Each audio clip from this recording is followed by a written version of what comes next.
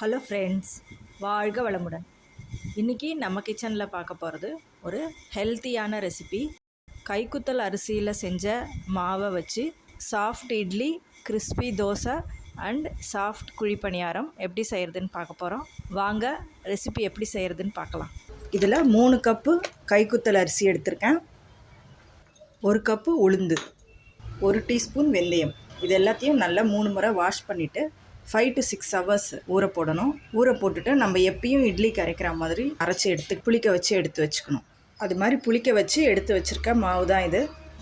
இப்போ இதில் நம்ம 3 விதமான ரெசிபிஸ் செய்ய போகிறோம். இப்போ ஃபஸ்ட்டு இட்லி செஞ்சிடலாம். தண்ணி நல்லா கொதிச்சிட்ருக்கு.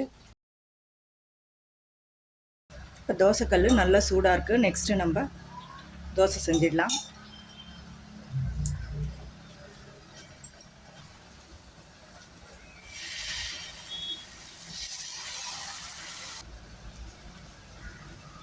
நான் மாவில் எதுவும் தண்ணி சேர்க்கலை, அதே மாவில் தான் தோசை செய்கிறேன். இது மேலே இருக்கிற சர்ஃபேஸ் ஃபுல்லாக காயட்டும். இப்போ எண்ணெய் விடலாம். மேலே இருக்கிற சர்ஃபேஸ் ஃபுல்லாக காஞ்ச பிறகு எண்ணெய் விட்டிங்கன்னா தோசை நல்லா கிறிஸ்பியாக வரும். மீடியம் ஃப்ளேமில் வைக்கணும். கோல்டன் ப்ரௌன் கலர் வந்தோடனே கிறிஸ்பியான தோசை ரெடி. நெக்ஸ்ட்டு நம்ம பார்க்க போகிறது குழிப்பணியாரம். இரும்பு வாணலி வச்சுருக்கேன். இதில் 2 ஸ்பூன் எண்ணெய் சேர்க்குறேன். கடுகு சேர்க்கலாம். கடுகு வெடித்ததும் 1 ஸ்பூன் கடலைப்பருப்பு, 1 ஸ்பூன் உளுத்தம்பருப்பு.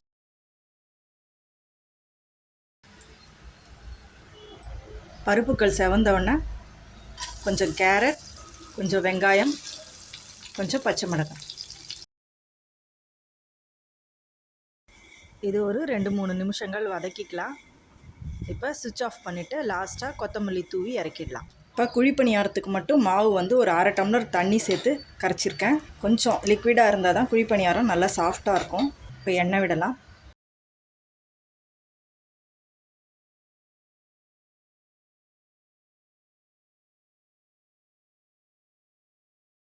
இப்போ நம்மளோட சாஃப்ட் குழிப்பணியாரமும் ரெடி.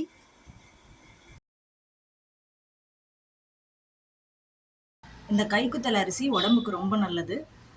அதிகமான ஃபைபர் இருக்குது. டயபெட்டிக், வெயிட் லாஸ் பண்ணுறவங்க, பிபி அந்த மாதிரி நிறைய ப்ராப்ளம்ஸ் இருக்கிறவங்க தொடர்ந்து இந்த கைக்குத்தல் அரிசி எடுக்கும்போது நல்ல பலன் தெரியும். நீங்களும் ட்ரை பண்ணி பாருங்கள். எப்படி இருந்ததுன்னு கமெண்ட்டில் சொல்லுங்கள். தேங்க்யூ.